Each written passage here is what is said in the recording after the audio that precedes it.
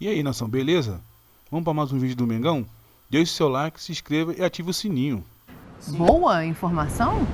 Taticamente, tecnicamente. Você falou aí. Isso é uma boa informação. Você falou, Dani. Não, era uma boa informação. Não, é bom passar a informação, uma boa exatamente. lembrança. Nenhum juízo de valor ao futebol do mas Davi, você não. falou boa mas me diz informação. você, Pedro Ivo, é uma boa informação? Que susto. Não, lesão não é boa informação. Agora dizer que a torcida vai sentir saudade, eu já não posso falar também. Não chega a ser o grande pilar da resolução dos problemas da defesa do Flamengo, não é? Pelo contrário, quero até enxergar como é que vai ser essa defesa sem a presença do Davi Luiz. Eu acho que eu e Facincani, se eu não me engano, Zé e Sormani me corrijam aí depois, mas eu e Facincani, Zé também, a gente vem batendo nessa tecla.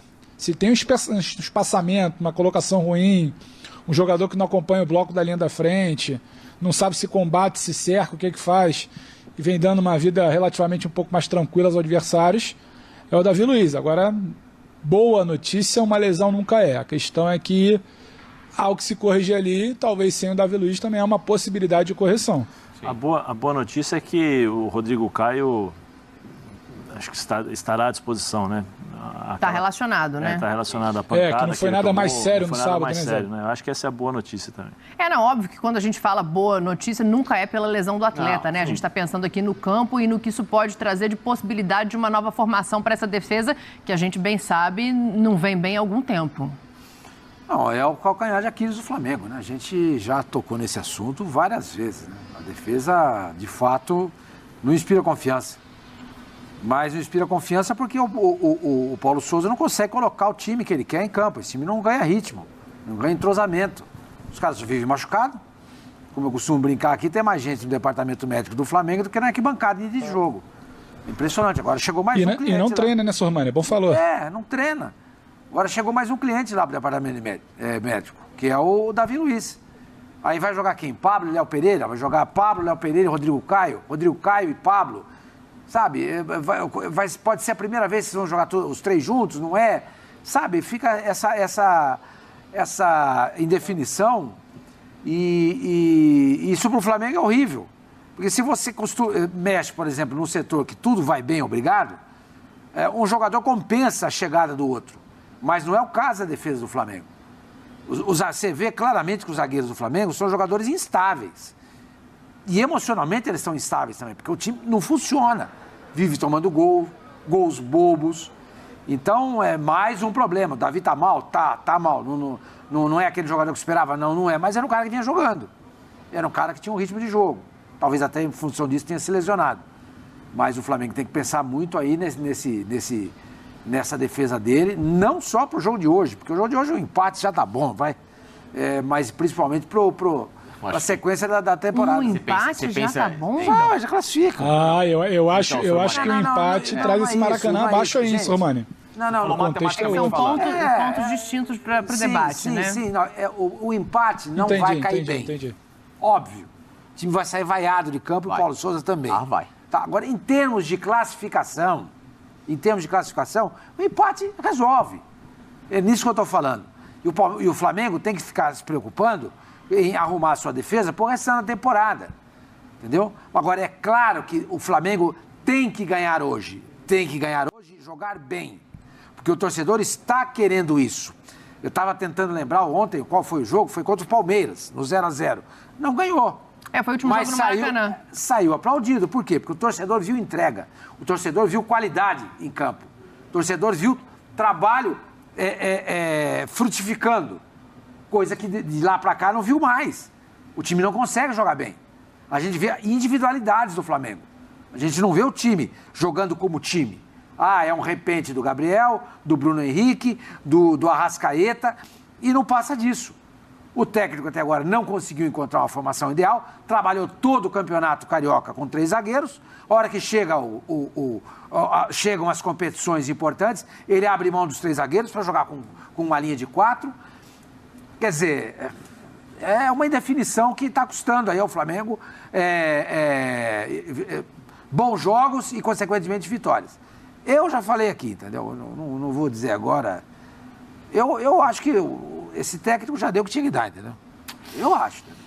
Deixa eu colocar mais um elemento aqui nesse debate, porque Rafael Marques acompanha de perto o que acontece no Maracanã na preparação desse jogo. Tá aí, ó, sorridente para trazer informação pra gente, Rafa. E o negócio é o seguinte, né? De lá pra cá, do último jogo do Maracanã com o Palmeiras, esse 0-0 que o Sormani lembra bem, o Flamengo inclusive foi aplaudido, são 3 vitórias, 2 empates e 2 derrotas. O problema é quando a gente destrincha isso, né, Rafa? Que são 2 vitórias sobre um adversário de nível técnico muito mais baixo, que é o Altos na Copa do Brasil, mais uma em que o jogo também não foi tão positivo assim. Então hoje essa força que vem da arquibancada, ela vem para apoio, mas ela também vem com a cobrança leve, né? Exatamente, Dani. Boa tarde para você, para o Sormani, para o Facincani, para o Zé Elias, para o Pedro Ivo, para o Fã de Esporte conectado com a gente, nesse que é o mais encorpado e acalorado debate da televisão esportiva brasileira. É uma pergunta interessante, é uma temática boa de ser desenvolvida, de ser debatida, porque se você analisar bem, a compra de ingressos em caráter antecipado, ela não atingiu os níveis que normalmente atinge em jogos do Flamengo na Libertadores. 43, 44 mil ingressos comercializados antecipadamente é uma quantidade que a gente até pode reputar como aquém da expectativa, porque a média do Flamengo para jogos de Libertadores em casa é superior a essa. Normalmente, os ingressos se esgotam 2 dias antes. E antes da partida contra o Ceará no sábado, pelo Campeonato Brasileiro, o Flamengo tinha vendido pouco mais de 30 mil. De lá para cá, proporcionalmente, passou a vender menos. Reflexo da percepção do torcedor acerca disso que vocês estão discutindo. A qualidade de jogo do time. O Flamengo hoje não é uma equipe que consegue impor o seu jogo ofensivo em cima de ninguém. O Flamengo não consegue manter uma sequência de jogos com muita construção de lances de ataque, de finalizações, como antes tinha. Essa falta de uma percepção de valor ao time do Flamengo, o torcedor também tem.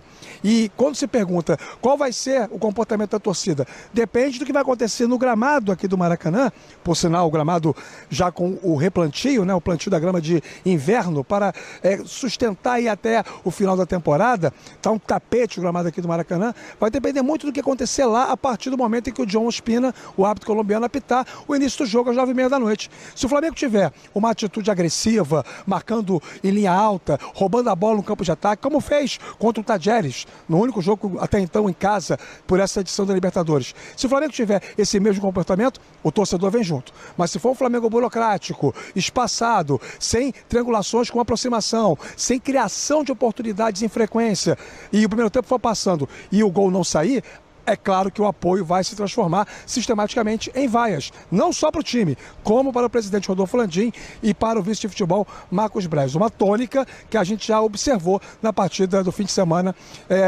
no meio da semana passada, melhor dizendo, contra o Altos pela Copa do Brasil, né? Rafa, vamos ver como é que fica. Vamos colocar na tela as escalações aí, a escalação do Flamengo, né? Principalmente para a gente dar uma olhada em como é que está a expectativa para hoje, para a gente poder desenhar aqui o que pode acontecer em campo. Aí, ó, o que o Sormani fala, né? Aí hoje se desenha uma linha de 4. O Mateuzinho tá voltando de lesão, né? Ele jogou o último jogo. Ô, Rafa, essa dúvida ela tem a ver com o físico ou ela é uma escolha do treinador? Ela tem a ver com a mente do Paulo Souza, porque o Mateuzinho entrou na partida contra o Ceará, jogou inicialmente do lado esquerdo, algo que chamou muita atenção e negativamente, porque ele estava notadamente incomodado de fazer um papel que não é o habitual dele. Depois ele passa para o lado direito, quando entra o garoto Marcos Paulo, no segundo tempo da partida contra o Ceará. Ele é um jogador que, tecnicamente, performa melhor que os outros. Agora, o Isla é um jogador mais experiente. E o jogo, querendo ou não, é contra o time chileno. O Isla já falhou contra a Católica no jogo de ida disputado lá no Chile. Então, por uma questão de meritocracia e qualidade, deveria jogar o Mateuzinho, ele tem condição. Mas não será surpresa se prevalecer um conceito mais próprio da mente do Paulo Souza, que é a manutenção do Isla, que tem sido notadamente um dos jogadores, individualmente falando, em pior fase do time do Flamengo, Dani. E aí a gente está vendo ali a sequência, né, Rafa, que está na tela aqui pra gente. Experiência pesa também, né, Dani, em Libertadores, né? Experiência pesa, mas tem outros fatores, né? Por isso que o Rafa fala que pela justiça o Mateuzinho sai por uma questão de lesão e estava cumprindo a função dele, assim. A gente mesmo já falou aqui em determinados momentos... Você acha que o Isa pode causar algum problema, assim, para o Flamengo na questão defensiva? Ou ele causa mais problema Não é nem quando uma ele ataca? questão de achismo, não. A gente já viu isso acontecer, ele defensivamente deixar ali Fazendo alguns gol contra. espaços e o Flamengo acabar sendo prejudicado. Mas só para a gente continuar a escalação ali, porque também tem um outro ponto que me chama a atenção. A zaga, ok, ele escolhe 2 jogadores, o Ayrton Lucas está substituindo o Felipe machucado. Agora é Arão e João Gomes. Zé, você faria essa dupla, o Thiago realmente não começar jogando? Quero ouvir vocês também sobre esse meio campo. Ali nós colocamos um 4-4-2, né? Sim. Eu já vi escalação num 4-2-3-1. Você tem o Bruno, o Everton, o centralizado o Arrascaeta e o Gabriel lá na frente. Eu acho que hoje o Flamengo precisa ganhar. E ganhar bem. Eu trocaria, desculpa, Zé, eu trocaria nesse nosso quadrinho. O Arrascaeta está aberto ali, né? Não é isso. O Arrascaeta joga lá na frente com o Gabriel, o Bruno Henrique fecha o lado esquerdo, com o Everton Ribeiro fecha o lado direito. Mas assim, se a gente for colocar no papel, na prática, o que deve ser o jogo é 4-3-3. O Bruno vai abrir pro lado dele. É que eu acho que começa assim e aí movimento inverte, né? Tá, mas independentemente da funcionalidade disso taticamente em campo, tá? O meio-campo, Pedro, Arão e João Gomes, você escalaria assim também? Ô Dani, eu acho que a partir do momento que você tá com 2 zagueiros de ofício ali, né? Com 3 zagueiros já tava ruim de proteger. Com 2 zagueiros de ofício você precisa pensar nessa proteção da linha de zaga. Acho que foi o Zé que falou, se eu não me engano, Zé ou Facinca, o Sormani me corrijam. Que vinha muito, acho que o Sormani, vinha muito tempo atuando com linha de 3, aí cai para uma linha de 4, sendo 2 zagueiros só de ofício. Muitas vezes a linha de 3 só tinha um zagueiro de ofício, muitas vezes o Davi Luiz. Caiu o Arão para improvisar por ali, o Felipe Luiz pela esquerda, e tinha somente um homem de proteção como volante. Era um zagueiro de ofício e só um volante de proteção. Isso deixou ainda mais espaçado aquele buraco que a gente vem citando aqui há semanas. Então, quando você está num jogo de Libertadores, a pressão como ela se instala, o adversário vai precisar de um resultado, você é vulnerável, você ter somente esses 2 zagueiros de ofício com 2 laterais abertos, essa linha de 4, eu acho prudente sim. Eu acho prudente você só fazer a proteção com 2 homens ali do ofício, como disse o Sormani gosta muito de repetir, 2 homens na volância, 2 caras que conhecem ali de arriscado. Colocar, por exemplo, o Andrés, como já foi feito em algum momento, não que seja opção, mas olhando muito mais para o jogo com bola para frente, pode deixar a coisa vulnerável. Não tem sido exatamente uma opção do Paulo, né? Eu prefiro. Entendeu? Não tem sido exatamente uma opção do Paulo. O Paulo opta muito pela proteção do Arão e a proteção do João. Agora, também não vejo um descarte, por exemplo, de trocar, inverter, sacar o João, pensar no Thiago, alguma coisa desse tipo. O que eu acho serão 2 volantes de ofício nessa proteção, Dani. Isso tem uma coisa que está precisando nessa faixa do campo, é proteção. Só para devolver para o Rafa lá no Maracanã, queria até ver se ele concorda, porque ele já deve estar sentindo esse ambiente ali nos arredores da nossa querida Tijuca. Ô Dani, eu acho que a pressão, independente de saber se ela vai chegar com a bola rolando ou não, antes da bola rolar, do lado de fora, torcida entrando, jogadores entrando para aquecer, treinador chegando, time entrando em campo, eu acho que o Paulo Souza vai sofrer demais com pressão hoje. Me parece que saiu um pouco esse barulho da rede social, da opinião pública, está começando a tomar forma em arquibancada, em gente que frequenta o estádio. Então, acho que antes mesmo de a bola rolar, essa pressão já vai ser considerável. Não sei o que o Rafa pode trazer lá pra gente do entorno, mas me parece que a buzina está um pouco mais alta hoje, Dani, um pouco mais impaciente nesse retorno em meio à pressão do time ao Maracanã. Dani, posso falar? Diga, já passa lá pra gente ouvir o Rafa. O time está instável. A defesa, eu abordei há pouco tempo a questão da instabilidade emocional, etc. e tal. O time não está jogando bem. Está todo mundo cobrando. Torcedor cobrando diretoria, cobrando o time. É um jogo importante. É um jogo importante. Mais de 45 mil bilhetes vendidos.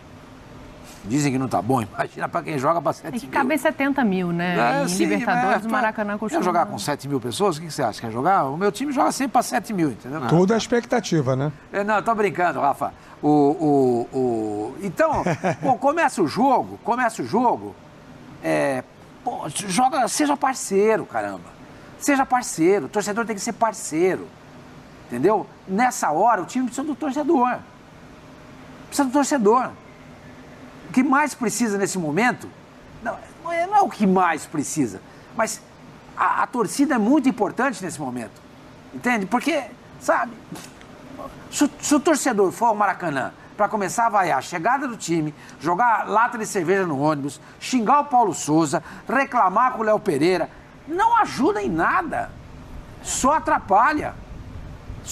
Eu estou agora numa campanha aí em relação ao torcedor, entendeu? Porque o torcedor se acha o sabichão, ele sabe tudo, sabe tudo, a escalação ideal, quem tá bem, quem tá mal, ele sabe tudo. Mas na hora de ele fazer o papel dele, ele não faz. Eu fiz um comentário ontem a respeito da torcida do Botafogo, falei, é inaceitável jogar por menos tá bravo com as de 30 arquibancadas, mil pessoas no Engenhão. O torcedor ficou bravo, porque a média do clube é 23, 30 mil. Mas contra o Fortaleza tinha 23. E os outros 7 mil estavam aonde? Na praia? Tem que estar no campo, gente.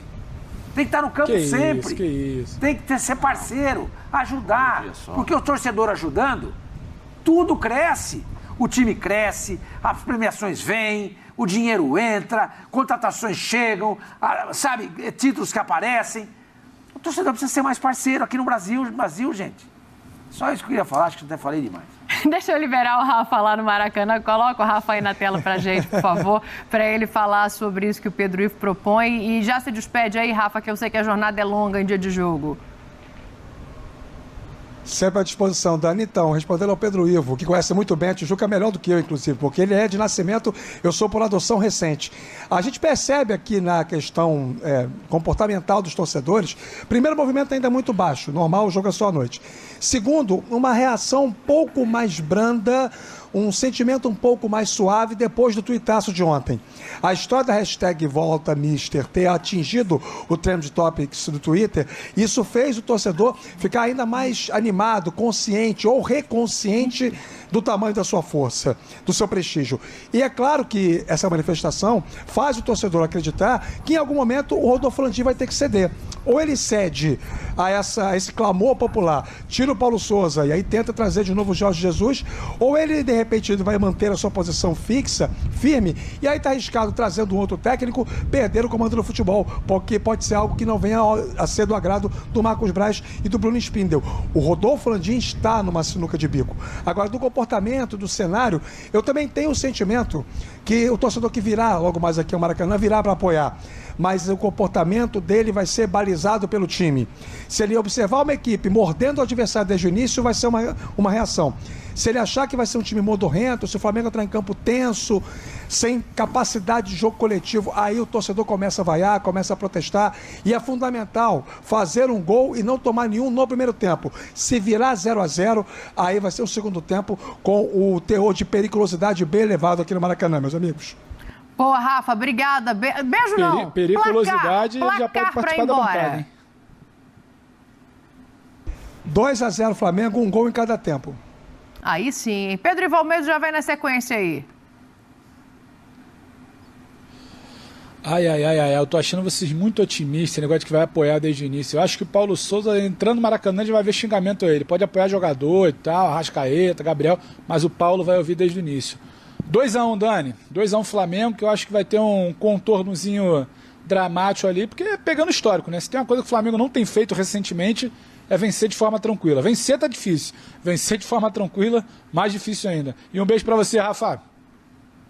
Boa. Rafa tá deixando a gente. Placar do estúdio eu vou pedir daqui a pouco, porque acabou que eu quero ouvir você também, mas eu quero só ouvir o Zé em relação aos volantes, porque a gente parou lá naquela questão, acabou rodando, né? Hoje tá com a casa cheia aqui. Thiago Maia no banco, o Pedro justifica a manutenção ali do Arão pela importância de se proteger essa zaga que tá com linha de 4 e não com os 3 zagueiros, como ele já gostou de jogar em outro momento. Você concorda? Eu iria falar justamente o que o Rafa falou agora no final, sobre a forma como se joga. Você pode jogar com 2 volantes de característica de marcação, Thiago e João, e ao mesmo tempo não marcar ninguém. Agora, você pode jogar com o Thiago e com o João e com o Arão, só que o espírito e a forma como você entra em campo, você consegue anular os seus adversários. Depende muito daquilo que a forma como vai se trabalhar esse jogo, não só com o Paulo Souza, mas a forma como os jogadores irão entrar. Quando começa o jogo, a responsabilidade é do jogador. Sim. Antes do jogo, a responsabilidade é do treinador, de passar as instruções, de mostrar para eles o caminho, o posicionamento, porque o treinador ele mostra o posicionamento, ele não quer dizer que aquele posicionamento é o definitivo, porque você tem que fazer as adaptações durante o jogo de acordo com o seu adversário. Adaptação de posicionamento, de velocidade, de intensidade, de foco no jogo, de entendimento daquilo que o jogo necessita, né? Então, dentro do que o Rafa falou, se você entra em campo e mostra desde o começo que você quer ganhar, que você está correndo, que você né? a sua postura, você ganha a torcida. E, consequentemente, você pode jogar com o Arão e com o João, ou com o Thiago ou com o João. Eu, se fosse o Paulo hoje, eu preciso de vitória, eu preciso jogar bem. Eu preciso de um cara que faça uma surpresa para mim, porque ele pode... Por exemplo, o Ilharão pode ter essa cabeça, né, o cabeceio, a jogada forte de escanteio, como ele fez os últimos 2 gols. É isso aí, nação. Não esqueça de deixar seu like, se inscrever e ativar o sininho.